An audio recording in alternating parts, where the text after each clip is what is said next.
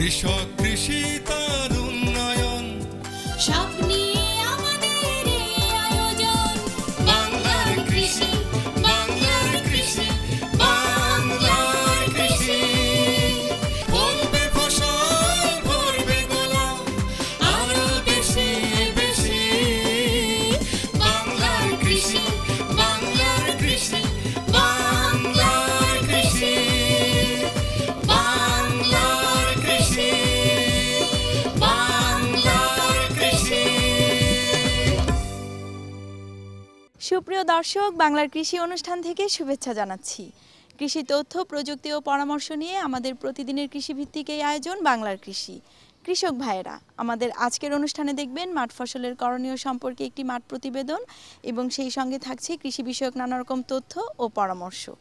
অনুষ্ঠানের শেষাংশে থাকছে প্রাণী সম্পদ বিষয়ক প্রতিবেদন। শুরুতেই মাঠ প্রতিবেদন।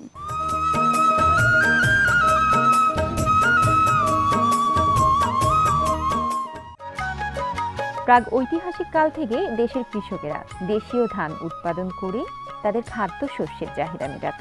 জনসংখ্যা বৃদ্ধির সাথে চাহিদা বেড়ে যায়। উপসি ধান আবাদে আমাদের ফলন বেশি হয় ঠিক, কিন্তু খড়ের আকার অনেক ছোট হয়ে যায়। আগে যেখানে লম্বা করে ধান কাটার পরও বেশ খানিকটা লম্বা নাড়া জমিতে থেকে যেত, এখন উপসি ধানের সেই রকম হয় না। আমাদের দেশি ধানের নাড়া জমিতে রেখে উল্টিয়ে পাল্টিয়ে শুকানো হয় এবং একত্র করে আগুন ধরিয়ে দেওয়া হয়।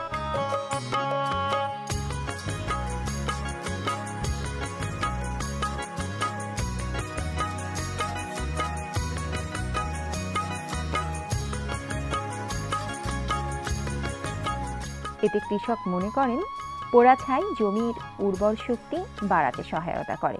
নাড়া পোড়াই ফসল মাটি ভালো থাকবে আর পোকামাকড় ধ্বংস হবে, ফসল ভালো হবে। একই সাথে মাটিতে থাকা ক্ষতিকারক জীবাণুগুলো মারা যায়। আসলে ঘটেও তাই। আমাদের বিজ্ঞানীরা বলেন খড় পোড়ালে যেই সকল রোগ দমনে সহায়ক হয় তা হলো উফরা, bacterial leaf blight, bacterial leaf streak, খোল পচা, কাণ্ড পচা, বাদামি দাগ।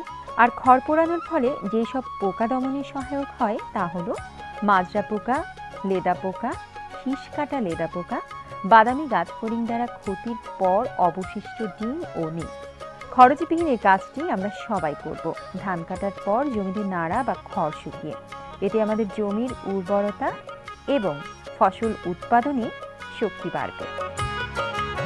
বিভিন্ন উপজেলায় মাঠে ঘাটে দেখা যাচ্ছে যে প্রচুর পরিমাণে আমরা এই নাড়া ধানের যে খড় এটা আমরা মাটিতে মিশিয়ে দেওয়ার জন্য আগুনে পুড়িয়ে এটাকে জৈব সার হিসাবে আমাদের মাটিতে যোগ হবে। এবং আমরা জানি যে মাটির যে প্রাণ এটা হলো জৈব সার। যদি জৈব সার মাটিতে থাকে তাহলে ফসল উৎপাদন সুন্দর হবে এবং রাসায়নিক যে সারের যে কার্যক্রম ত্বরান্বিত হবে। এবং আমরা এটাও জানি যে আমাদের শতকরা 5% জৈব সার আমাদের থাকা দরকার, কিন্তু আমাদের দেশের মাটি, আমাদের জেলার মাটিতে অনেক জায়গায় 5% জৈব সার পাওয়া যাচ্ছে না। সেই জন্য আমরা সমস্ত জেলার বিভিন্ন উপজেলায় আমরা এসওদের মাধ্যমে এবং কৃষি অফিসারের মাধ্যমে আমরা এই বোনামন ধানের যে নাড়া এগুলো যে খড় এগুলি মাটিতে পুড়িয়ে দেওয়া হচ্ছে। তাতে একদিকে যেমন জৈব সার আমাদের মাটিতে যোগ হচ্ছে, অন্যদিকে তেমনি আমাদের মাটির যে পোকামাকড়, আমরা জানি যে সয়েল বর্ন ডিজিজ পেস্ট অনেক পোকামাকড় মাটিতে বসবাস করে, যেগুলি ফসল চলে যাওয়ার পরে তারা মাটির যে নাড়া এবং খড় ঘাস পাতা ওখানে তা লুকিয়ে থাকে। ধানের নাড়া পোড়াই দিচ্ছি বোনা আমন ধানে, তাতে করে বিভিন্ন ধরনের পোকামাকড় রোগ বালাই যে জীবাণু আছে এই জীবাণুগুলি কিন্তু আপনার ধ্বংস হয়ে যাচ্ছে।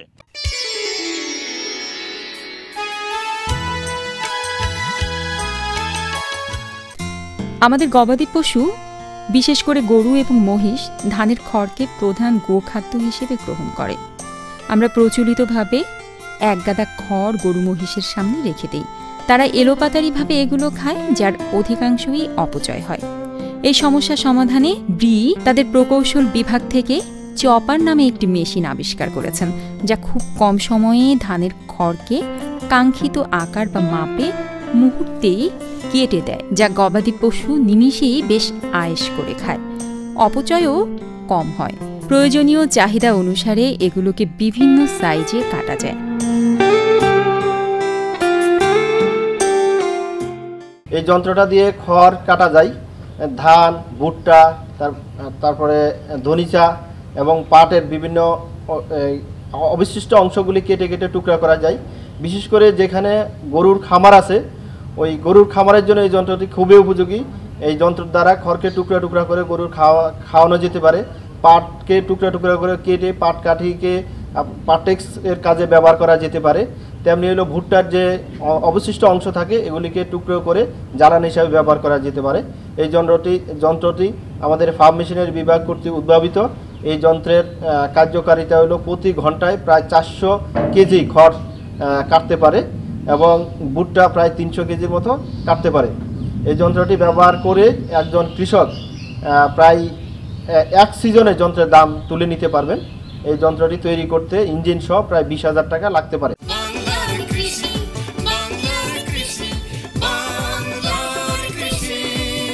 শুধু দর্শক দেখছিলেন প্রতিদিনের কৃষিভিত্তিক অনুষ্ঠান বাংলার কৃষি।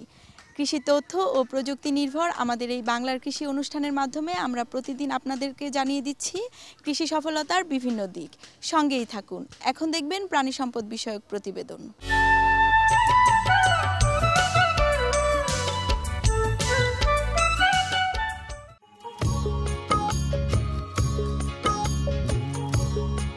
বাংলাদেশের অর্থনীতিতে এবং গ্রামীণ দারিদ্র্য বিমোচনে গবাদি খামারের গুরুত্ব অপরিসীম। প্রান্তিক কৃষকের জীবন ও জীবিকা অতি নিবিড়ভাবে গবাদি পশুর সাথে সম্পৃক্ত। এই বিষয়টি চিন্তা করে রূপগঞ্জের পড়শি গ্রামে শহীদুল ইসলাম গড়ে তুলেছেন গবাদির খামার। তিনি তার মামাকে সাথে নিয়ে 2010 সালে মাত্র 3টি গরু দিয়ে শুরু করেন তার পারিবারিক খামার। বর্তমানে তার খামারটি পারিবারিক খামারের গণ্ডি পেরিয়ে রূপান্তরিত হয়েছে বাণিজ্যিক খামারে।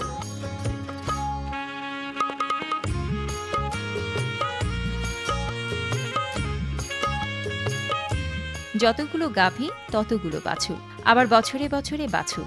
বর্তমানে বাছুর সহ তার গরুর সংখ্যা 24টি।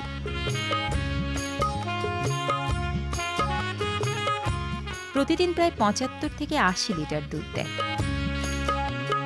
শহীদুল ইসলাম নিজে গরুকে খাবার দেন এবং পরিচর্যা করেন। কর্মসংস্থানের দিক থেকেও পিছিয়ে নেই। তার খামারে 2 জন লোকের কর্মসংস্থান হয়েছে। তারা কাঁচা ঘাস কেটে এনে গরুকে খাওয়ায়। প্রজনন স্বেচ্ছাসেবীদের জাত উন্নয়নে সহায়তায় তার খামারে শোভা পাচ্ছে বিভিন্ন উন্নত জাতের গাভী ও বাছুর। তার খামারে লাল সিন্ধি জাতের একটি এড়ে বাছুর চোখে পড়ার মতো।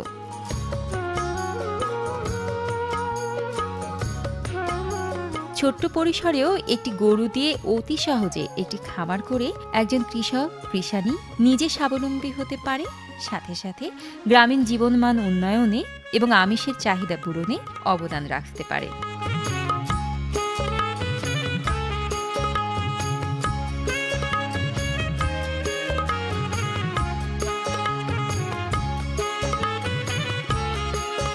শুরু করলাম আমরা 3টা গাভী দিয়া। 3টা গাভী থেকে আমরা পুরোপুরি 24টা গরু আছে এখন আমার পালে।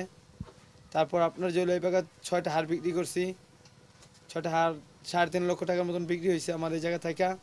আর আমার যে হলো আপনার এই গাভীগুলি 6টা গাভী এই পর্যন্ত এখন বিয়াবে, ঠিক আছে। আর আমি 40 কেজি দুধ থেকে শুরু করছি, 70 কেজি পর্যন্ত দোয়াইতে পারছি। এভাবে আশা করা যায় আরও বেশি দোয়াইতে পারবো। আমি আরও গাভী বাড়াবো। আমি এই জায়গায় আরও গরু কিনে আনবো। এইটার পাশাপাশি আমি কাজের লোক রাখছি 3টা, ওরা ঘাস কাটতে গেছে। ওদের পাশাপাশি আমরাও দেখাশোনা করি। আমাদের ফার্মটা আমাদের ভালো আয় হয় বছরে। প্রতি বছর বাচ্চা দেয়। তারপর আমরা দুধও পাই। আবার এই বাচ্চা গেলে আবার গাভী করি। যেটি সার করে ঈদে বিক্রি করে ফেলাই। আর যেটি এই দামির হয় গাই গরু হয় উঠি আবার আমরা বাচ্চা দেই, বাচ্চা হয় উঠি থেকে আবার আমরা দুধ পাই।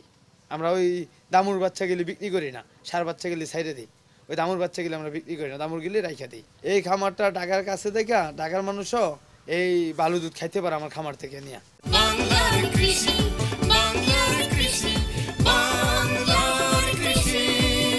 শুধু দর্শক দেখছিলেন প্রাণী সম্পদ বিষয়ক প্রতিবেদন। সেই সঙ্গে শেষ করছি আমাদের আজকের অনুষ্ঠান বাংলার কৃষি। বাংলার কৃষি আগামীকাল একই সময়ে প্রচারিত হবে।